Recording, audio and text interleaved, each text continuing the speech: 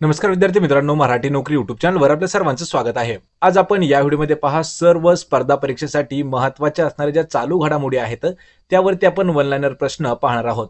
या व्हिडिओमध्ये मित्रांनो आपण एकूण 30 वन लाइनर प्रश्न पाहणार आहोत। तर लक्षात ठेवा, यामध्ये आपल्याला जानेवारी 2022 ते डिसेंबर 2022 म्हणजे पूर्ण 2022 जे वर्ष आहे त्यातील आपण महत्त्वाच्या करंट अफेअर जे असणार आहेत ह्या वन लाइनर पद्धतीने पाहणार आहोत। वन लाइनर म्हणजे पहा, प्रश्न आणि उत्तर तुम्हाला लगेच मिळून जाईल। त्यातील हा जो आहे हा आपला पहिला भाग आहे। या पद्धतीने आपण जवळपास 100 पेक्षा जास्त व्हिडिओ पोलीस भरतीच्या पूर्व घेणार आहोत। तर लक्षात ठेवायचे, हा पहिला भाग आहे। आपल्याला जर मित्रांनो प्रत्येक व्हिडिओची पीडीएफ आणि डेली करंट अफेअर जर मिळवायचे असेल तर पहा, मराठी नोकरी या नावाने आपलं एक टेलिग्राम चॅनल आहे। त्याची लिंक मी तुम्हाला डिस्क्रिप्शन मध्ये दिली आहे। त्या ठिकाणी जाऊन आपण मराठी नोकरी या टेलिग्राम चॅनलला जॉईन करायचं आहे, म्हणजे त्या ठिकाणी तुम्हाला प्रत्येक व्हिडिओची पीडीएफ उपलब्ध करून दिलेली आहे। तसेच मित्रांनो, चॅनलवरती जर नवीन असाल तर लगेच आपल्या मराठी नोकरी या यूट्यूब चॅनलला देखील सबस्क्राइब करा, म्हणजे तुम्हाला याच पद्धतीचे व्हिडिओ दररोज पाहायला मिळतील। चला तर व्हिडिओला सुरुवात करूया।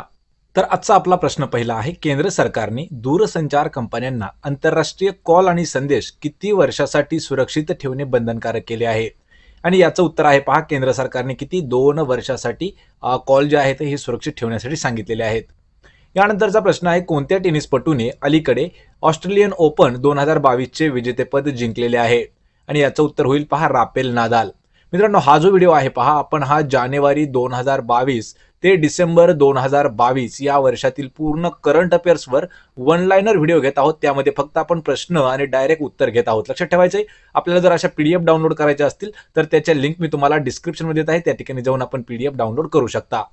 तर पहा, यानंतरचा प्रश्न आहे, केंद्र सरकारने अलीकडेच नवीन मुख्य आर्थिक सल्लागार म्हणून कोणाची नियुक्ती केली आहे? उत्तर आहे डॉक्टर व्ही अनंत नागेश्वरन।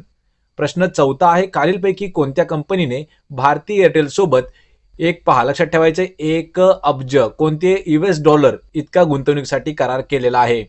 याचं उत्तर होईल पहा, गुगल सोबत। यानंतरचा प्रश्न आहे, खालीलपैकी कोणी ऑस्ट्रेलियन ओपन 2022 महिला विजेतेपद जिंकलेले आहे? उत्तर आहे ॲशले बार्टी यांनी ऑस्ट्रेलियन ओपन जे आहे 2022 महिला विजेतेपद पटकावलेलं आहे। यानंतरचा प्रश्न आहे, जागतिक कुष्ठरोग दिन खालीलपैकी कोणत्या दिवशी साजरा केला जातो? तर पहा, 30 जानेवारी हा जो दिवस आहे हा जागतिक कुष्ठरोग दिन म्हणून पाळतात किंवा साजरा करतात। यानंतरचा प्रश्न आहे, इस्रायल आणि कोणत्या देशाने राजनैतिक संबंधाची 30 वर्ष साजरी केली आहेत? याचं उत्तर होईल पहा, इस्रायल आणि भारत या 2 देशांनी मिळून राजनैतिक त्यांचे जे संबंध आहेत त्याला 30 वर्ष झालेले आहेत। यानंतरचा प्रश्न आहे, गेल्या काही वर्षांमध्ये खालील कोणता देश भारतीय डाळिंबाच्या निर्यातीसाठी सर्वोच्च गंतव्यस्थान म्हणून उदयास आलेला आहे? याचं उत्तर होईल पहा, बांगलादेश। यानंतरचा प्रश्न आहे, खालीलपैकी कोणत्या दिवशी राष्ट्रीय मतदार दिन साजरा केला जातो? 25 जानेवारी हा जो दिवस आहे हा राष्ट्रीय मतदार दिवस आहे, लक्षात ठेवायचे। आणि हा जो प्रश्न आहे हा आपल्याला तलाठी भरतीमध्ये विचारण्यात आलेला आहे, हा आपल्याला पोलीस भरतीमध्ये सुद्धा विचारण्यात आलेला प्रश्न आहे। आणि हाच प्रश्न आपल्याला विचारण्यात आलेला आहे पहा, महत्त्वाचा प्रश्न वनरक्षक भरतीसाठी सुद्धा हा प्रश्न विचारण्यात आलेला आहे। यानंतरचा प्रश्न आहे, भारतात दरवर्षी 25 जानेवारीला खालील म्हणजे कोणता दिवस साजरा केला जातो? तर पहा, राष्ट्रीय पर्यटन दिन हा जो आहे हा 25 जानेवारीला साजरा केला जातो। 25 जानेवारीला परत मतदार दिवस देखील साजरा केला जातो। यानंतरचा प्रश्न आहे, खालीलपैकी कोणाची हिंदुस्तान पेट्रोलियम कॉर्पोरेशन लिमिटेड म्हणजेच HPCL याचे नवीन अध्यक्ष आणि व्यवस्थापकीय संचालक म्हणून नियुक्ती करण्यात आली आहे? आणि उत्तर आहे पुष्पा कुमार जोशी। यानंतरचा प्रश्न आहे, पद्मश्री पुरस्काराने सन्मानित झालेल्या कोणत्या प्रसिद्ध कथकली नृत्यांगनाचे नुकतेच निधन झाले आहे? उत्तर आहे पहा, मिलेना साल्विनी। ह्या ज्या आहेत ह्या प्रसिद्ध एक कथकली नृत्यक होत्या आणि ह्यांना पद्मश्री पुरस्कार देखील मिळालेला आहे, त्यांचं निधन झालं आहे। यानंतरचा प्रश्न आहे, इंग्लंडच्या कोणत्या माजी फलंदाजाने काउंटी संघाचे मुख्य प्रशिक्षक पद तात्काळ प्रभावाने सोडले? आणि याचा उत्तर आहे पहा, विक्रम सोलंकी। यानंतरचा प्रश्न आहे, जपानच्या कोणत्या माजी पंतप्रधानांना नेताजी रिसर्च ब्युरोने नेताजी पुरस्कार 2022 याने सन्मानित केला आहे? उत्तर आहे शिंजो आबे यांना। लक्षात ठेवायचे, नेताजी रिसर्च ब्युरोने नेताजी पुरस्कार जो आहे 2022 हा देऊन त्यांचा सन्मान केला आहे आणि ते जे होते जपानचे माजी पंतप्रधान होते। यानंतरचा प्रश्न आहे, प्रसिद्ध पुरातत्व शास्त्रज्ञ आणि कोणत्या राज्याच्या पुरातत्व विभागाचे पहिले संचालक पद्मभूषण R नागास्वामी यांचे 23 जानेवारी 2022 रोजी चेन्नई या ठिकाणी निधन झालं? तर लक्षात ठेवायचे, ते होते तामिळनाडूचे। यानंतरचा प्रश्न आहे, गुगलने अलीकडेच भारती एअरटेलमध्ये किती अब्ज डॉलर गुंतवणूक करण्याची घोषणा केली आहे? उत्तर आहे 1 अब्ज डॉलर. यानंतरचा प्रश्न आहे, कोणता देश जगातील सर्वात जास्त साखर उत्पादक देश बनला आहे? याचं उत्तर होईल पहा, भारत हा जो देश आहे हा जगात सर्वात जास्त साखर उत्पादक देश म्हणून उदयाला आला आहे किंवा तयार झाला आहे, बनला आहे. यानंतरचा प्रश्न आहे, अंतराळात प्रवास करणारी पहिली अमेरिकन वंशाची महिला कोण आहे? तर पहा, निकोल मान ही जी आहे अंतराळामध्ये प्रवास करणारी पहिली अमेरिकन वंशाची महिला ठरली आहे. यानंतरचा प्रश्न आहे, खालीलपैकी कोणत्या दिवशी डेटा गोपनीयता दिवस साजरा केला जातो? पहा, डेटा गोपनीयता दिवस हा जो आहे हा 28 जानेवारीला साजरा करतात. यानंतरचा प्रश्न आहे, नीती आयोगाने ग्रेट निकोबारमध्ये किती कोटी रुपयांचा एकात्मिक प्रकल्प सुरू केला आहे? उत्तर आहे 72,000 कोटी रुपयांचा नीती आयोगाने, लक्षात ठेवा, नीती आयोगाने ग्रेट निकोबारमध्ये 72,000 कोटी रुपये एवढा एक एकात्मिक प्रकल्प जो आहे हा सुरू केला आहे. यानंतरचा प्रश्न आहे, खालीलपैकी कोणत्या दिवशी राष्ट्रीय बालिका दिन साजरा केला जातो? तर पहा, 24 जानेवारी हा जो दिवस आहे हा राष्ट्रीय बालिका दिन म्हणून साजरा करतात. यानंतरचा प्रश्न, हरियाणा आणि कोणत्या राज्य सरकारने 21 जानेवारी 2022 रोजी यमुनानगर जिल्ह्यातील आद्री बद्री या ठिकाणी धरण बांधण्यासाठी करार केला आहे? आणि उत्तर आहे पहा, हिमाचल प्रदेश. पहा, हरियाणा आणि हिमाचल प्रदेश राज्य सरकारने 21 जानेवारी 2022 रोजी कोणत्या जिल्ह्यामध्ये? पहा, तर यमुनानगर जिल्ह्यामध्ये आद्री बद्री या ठिकाणी एक धरण बांधण्याचा प्रकल्प किंवा एक करार केला आहे. यानंतरचा प्रश्न आहे, अलीकडेच भारतीय प्राणीशास्त्र सर्वेक्षण म्हणजे ZSI याने युनेस्कोच्या जागतिक वारसा स्थळाचा टॅग मिळवण्यासाठी कोणत्या राज्यातील लिव्हिंग रूट ब्रिजसाठी काही हिरवे नियम दिले आहेत? याचं उत्तर होईल पहा, मेघालय राज्य. यानंतरचा प्रश्न आहे, 28 जानेवारी 2022 रोजी कोणत्या महान स्वातंत्र्य सैनिकाची 157वी जयंती साजरी करण्यात आली? उत्तर आहे लाला लजपतराय यांची. यानंतरचा प्रश्न आहे, कोणत्या कंपनीने संपत्ती अहवाल 2022 त्यालाच आपण वेल्थ रिपोर्ट 2022 म्हणतो तो प्रसिद्ध केला आहे? याचं उत्तर होईल नाइट फ्रँक या कंपनीने. यानंतरचा प्रश्न आहे, भारताची आर्थिक पाहणी 2021-22 ही पाहणी अहवालाची मूळ संकल्पना किंवा मुख्य संकल्पना म्हणजेच त्याची थीम काय होती? तर याचं उत्तर होईल पहा, चपळ तत्परतेने बदल करण्यास अनुकूल दृष्टिकोन. हे जे आहे म्हणजे त्यालाच एगाईल अप्रोच असं देखील म्हटलं जातं. पहा, तर ही जी आहे ही एक थीम आहे. यानंतरचा प्रश्न आहे, कोणत्या संस्थेने आर्थिक विषमतेवर आधारित इनइक्वॅलिटी किल्स हा अहवाल 16 जानेवारी 2022 रोजी प्रकाशित केला? उत्तर आहे ऑक्सफॅम. यानंतरचा प्रश्न आहे, इंद्रायणी मेडिसिटी. पहा, इंद्रायणी मेडिसिटी एकाच ठिकाणी सर्व उपचार पद्धती असणारी वसाहत कोणत्या शहरात उभारण्यात येत आहे? उत्तर आहे पुणे या शहरात. यानंतरचा प्रश्न आहे, हिंदू हृदय सम्राट बाळासाहेब ठाकरे महाराष्ट्र समृद्धी महामार्ग कसा विस्तारित करण्याचं नियोजन आहे? आणि उत्तर असणार आहे नागपूर ते भंडारा ते गोंदिया तसेच नागपूर ते गडचिरोली एवढा जो हे आहे हृदय सम्राट बाळासाहेब ठाकरे महाराष्ट्र समृद्धी महामार्ग जो आहे त्याचं विस्तारित करण्याचं नियोजन कसं आहे? पहा, नागपूर ते भंडारा ते गोंदिया आणि नागपूर ते गडचिरोली. यानंतरचा प्रश्न आहे, ग्रामीण महाराष्ट्रातील सामाजिक परिवर्तनाच्या हेतूने येत्या 3 वर्षात राज्यामध्ये उपक्रम राबवण्यात येणार आहेत. तर लक्षात ठेवा, मिशन महाग्राम ही जी योजना आहे किंवा हे एक हेतू आहे, तर याद्वारे येत्या 3 वर्षामध्ये महाराष्ट्र राज्यामध्ये नवीन नवीन उपक्रम राबवण्यात येणार आहेत. त्यामध्ये मिशन महाग्राम हा एक असणार आहे. तर मित्रांनो, जानेवारी ते डिसेंबर 2022 या वर्षातील जेवढ्या काही संपूर्ण चालू घडामोडी असणार आहेत त्यावरती आपण करंट अफेअर्स वन लाइनर प्रश्न घेतलेले आहेत. आणि यामध्ये पहा, आपल्याला या प्रश्नसंचामध्ये 1850 पेक्षा जास्त प्रश्न आपण घेतलेले आहेत. यामध्ये महत्त्वाचं म्हणजे पहा, हे जे प्रश्न असणार आहेत हे आपल्याला सर्व सरळ सेवा स्पर्धांसाठी महत्त्वाचे असणारे प्रश्न असणार आहेत. यामध्ये फक्त आणि फक्त वन लाइनर घेतलेले आहेत आपण प्रश्न आणि उत्तर. यामध्ये पहा, जेवढ्या काही ठळक घडामोडी होतात त्या पूर्णपणे आपण डिटेलमध्ये या प्रश्नसंचामध्ये घेतलेल्या आहेत.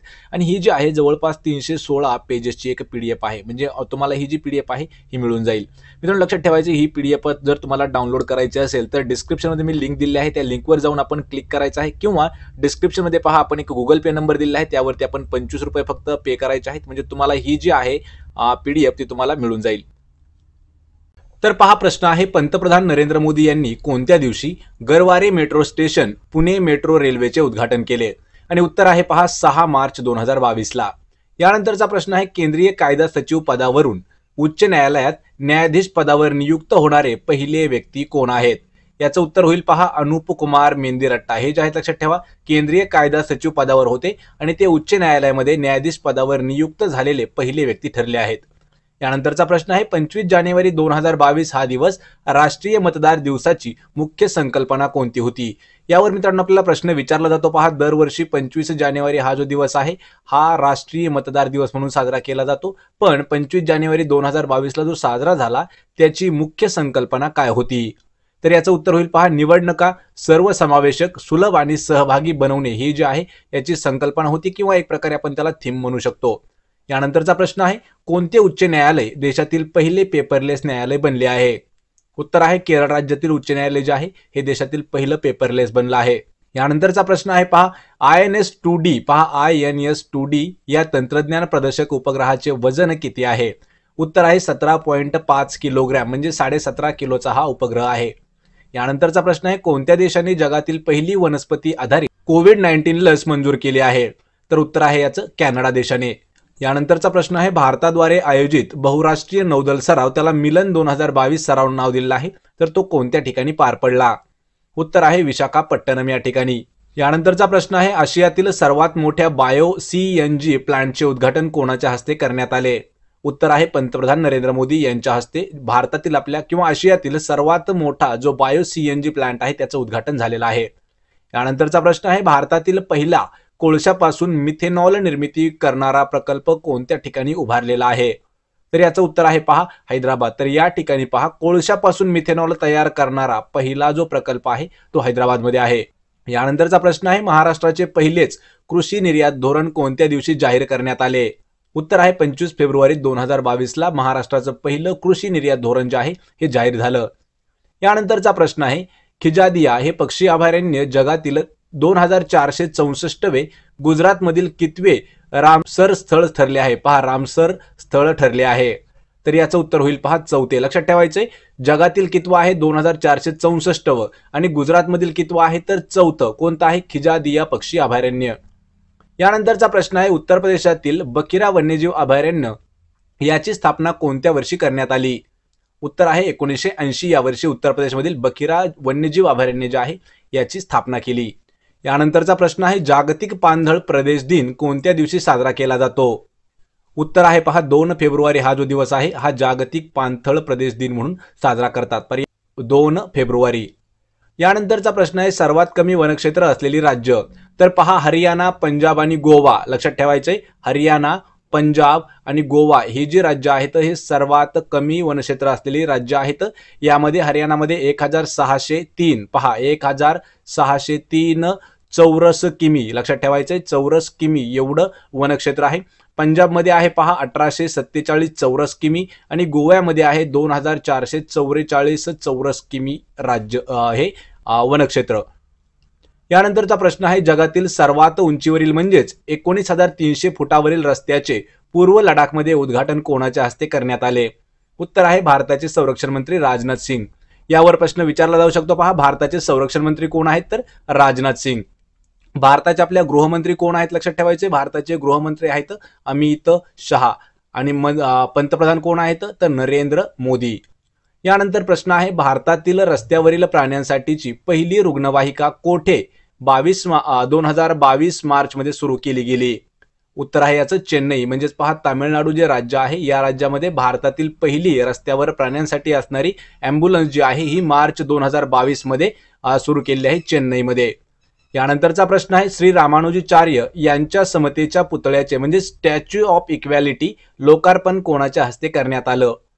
उत्तर आहे नरेंद्र मोदी यांच्या हस्ते स्टॅच्यू ऑफ इक्वॅलिटीचं लोकार्पण केलं गेलं. यानंतर प्रश्न आहे 2022 प्रजासत्ताक दिनी दिल्लीतील राजपथावर महाराष्ट्राचा चित्ररथ कोणत्या विषयावर आधारित होता. तर उत्तर आहे महाराष्ट्रातील जैवविविधता मानके जे आहेत यावरती. लक्षात ठेवा 2022 ला जो राजपथावरती चित्ररथ घेतला जातो त्याचा विषय होता महाराष्ट्राचा जैवविविधता मानके. यानंतरचा प्रश्न आहे पहिले स्वदेशी विकसित multi role light combat helicopter LCH भारतीय हवाई दलात समाविष्ट करण्यात आले तर त्याचं नाव काय आहे. लक्षात ठेवा त्याचं नाव आहे प्रचंड. मित्रांनो प्रश्न महत्वाचा आहे हा. तर प्रचंड या नावाने multi role light combat helicopter जे आहे हे भारतीय हवाई दलात समाविष्ट केलं गेलं आहे त्याचं नाव आहे प्रचंड. यानंतरचा प्रश्न आहे स्वंते पाबो यांना 2022चा फिजिओलॉजी आणि वैद्यकशास्त्रातील नोबेल पारितोषिक मिळाला आहे, तर ते कोणत्या देशाचे रहिवासी आहेत? याचं उत्तर होईल पहा, ते स्वीडनचे रहिवासी आहेत. त्यांना फिजिओलॉजी आणि वैद्यकशास्त्रामधील नोबेल पारितोषिक देण्यात आलं आहे. यानंतरचा प्रश्न आहे परराष्ट्र राज्यमंत्री व्ही मुरलीधरन यांनी नुकतेच महात्मा गांधींच्या पुतळ्यांचे अनावरण केले, तर कोणत्या देशामध्ये केलं आहे? उत्तर आहे पहा ओमान. ओमान हा जो देश आहे या देशामध्ये राज्यमंत्री जे आहेत परराष्ट्र राज्यमंत्री व्ही मुरलीधरन यांनी महात्मा गांधींचा पुतळा जो आहे याचं लोकार्पण किंवा एक प्रकारे अनावरण केलं आहे ओमानमध्ये. यानंतरचा प्रश्न आहे कोणत्या भारतीय अमेरिकन व्यक्तीला अमेरिकेचे राष्ट्राध्यक्ष जो बायडन यांच्या हस्ते जीवन गौरव पुरस्काराने सन्मानित करण्यात आले आहे? याचं उत्तर होईल पहा विवेक लाल यांना. यानंतरचा प्रश्न आहे दक्षिण आफ्रिकेविरुद्ध आगामी 3 सामन्यांच्या वनडे मालिकासाठी भारतीय संघाचा कर्णधार म्हणून कोणाची निवड करण्यात आली आहे? आणि याचं उत्तर होईल पहा शिखर धवन हा जो आहे. मित्रांनो प्रश्न महत्वाचा आहे.